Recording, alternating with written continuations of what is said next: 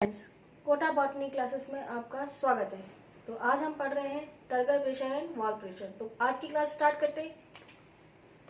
तो क्या होता है turgor pressure and wall pressure? तो सबसे पहले सेल ड्रॉ कर लेते हैं।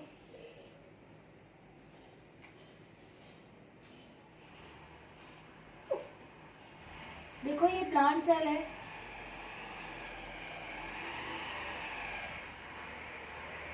Plant cell. तो हम पढ़ रहे हैं टर्गर प्रेशर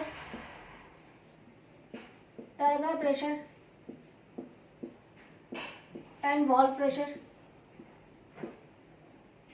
समझ लेना, कल हम डीपीडी पढ़ेंगे और दोनों डीपीडी में टर्गर प्रेशर, वॉल प्रेशर, इन सब की क्या होगा हमें पता होना बहुत जरूरी है। ठीक है। तो देखो टर्गर प्रेशर, वॉल प्रेशर किसे कहते हैं। देखो एक नॉर्मल सेल की बात की जाए, प्लांट सेल की, कि नॉर्मल प्लांट सेल में जो सेल वॉल होती है और सेल मेम्ब्रेन होती है, इसके बीच में थोड़ा सा गैप होता है। ठीक है, थोड़ा सा अंतराल होता है, थोड़ा सा गैप होता है। ठीक है। अगर मैं इस सेल को किसी हाइपोटोनिक सॉल्यूशन में रखूं तो किसे कहा जाता है हाइपोटोनिक सॉल्यूशन? जिसकी सांद्रता साइटोप्लाज्म से क्या होती है, कम होती है। तो जाहिर है कि एंडोस्मोसिस होगा। एंडोस्मोसिस यानी अंतःपरासरण की क्रिया होगी, और अंतःपरासरण की क्रिया होगी तो ऐसे में क्या होगा, सेल का वॉल्यूम बढ़ेगा, आयतन बढ़ेगा, और आयतन बढ़ेगा तो ऐसे में सेल मेम्ब्रेन जो है वो क्या होगी, फैलेगी, और फैलेगी तो ऐसे में सेल मेम्ब्रेन कहाँ तक पहुंच जाएगी, सेल वॉल तक। और इस समय सेल वॉल पर सेल मेम्ब्रेन के द्वारा एक दबाव उत्पन्न किया जाएगा कि नहीं जाएगा, कि भाई मैं तो फैल रही हूँ, तू भी फैल। और उस दबाव को ही क्या कहा जाता है, टर्गर प्रेशर कहा जाता है। क्या कहा जाता है, टर्गर प्रेशर।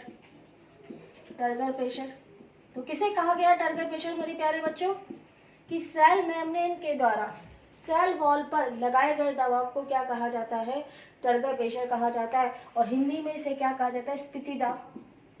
क्या बोलते हैं, स्फीति दाब। अच्छा बताओ कि टर्गर प्रेशर के कारण, टीपी बोलेंगे इसको, है ना, टर्गर प्रेशर के कारण सेल फैलने की कोशिश करेगी ना। ठीक है। अब देखो turgor pressure cell membrane cell wall पर क्या लगा रही है, एक प्रेशर लगा रही है, तो क्या सेल वॉल कुछ नहीं करेगी। सेल अगर टर्गर प्रेशर के कारण मतलब टर्गर प्रेशर ज्यादा हो गया तो सेल क्या हो जाएगी, फट जाएगी। तो सेल बड़ा होने की कोशिश कर रही है, सेल वॉल इस टाइम फैल नहीं पा रही, तो क्या होगी, सेल फटने की कोशिश करेगी या फट जाएगी। तो ऐसे में क्या होगा कि बच्चों ये तो सेल वॉल के द्वारा भी टर्गर प्रेशर के विरोध में क्या लगाया जाएगा, एक दाब उत्पन्न किया जाएगा, जिसे क्या कहा जाएगा, वॉल प्रेशर। वॉल प्रेशर या WP कहा जाता है। क्या कहा जाता है, WP। और हिंदी में क्या कहा जाता है, भित्ति दाब। क्या बोलते हैं, भित्ति दाब।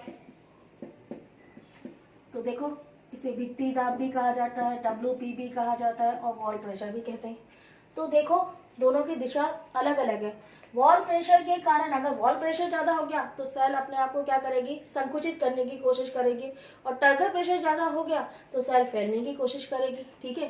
तो बच्चों लेकिन एक फुल टर्जिट सेल में, फुल टर्जिट सेल का मतलब क्या होता है, पूर्ण स्पीच सेल।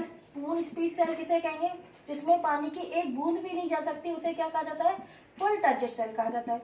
और फुल टर्जिट सेल में बात की जाए तो ये दोनों प्रेशर एक दूसरे के बराबर होते हैं, लेकिन डायरेक्शन के देखो अलग अलग हो जाती है। क्यों, वॉल प्रेशर बाहर से अंदर की ओर, टर्गर प्रेशर अंदर से बाहर की ओर, तो दोनों की डायरेक्शन क्या हो गई, अलग अलग हो गई ना, अपोजिट हो गई, लेकिन दोनों इक्वल हो गए। तो इसलिए एक फुल टर्जिट सेल के लिए क्या होता है, WP = TP। लेकिन एक की जगह क्या लग जाएगा, माइनस लग जाएगा, तो किसी पे भी माइनस लगा दो, इस तरह से होता है। एक फुल टर्जिट सेल के लिए क्या होता है, WP = -TP, या TP = लिख लो -WP। ठीक। तो ये हो गया टर्गर प्रेशर और वॉल प्रेशर, जो कि कहाँ पर होते हैं, प्लांट सेल में पाए जाते हैं, और ये हमारे कहाँ पर आएंगे, डिफ्यूजन प्रेशर डिफेक्ट में यूज आएंगे। तो आज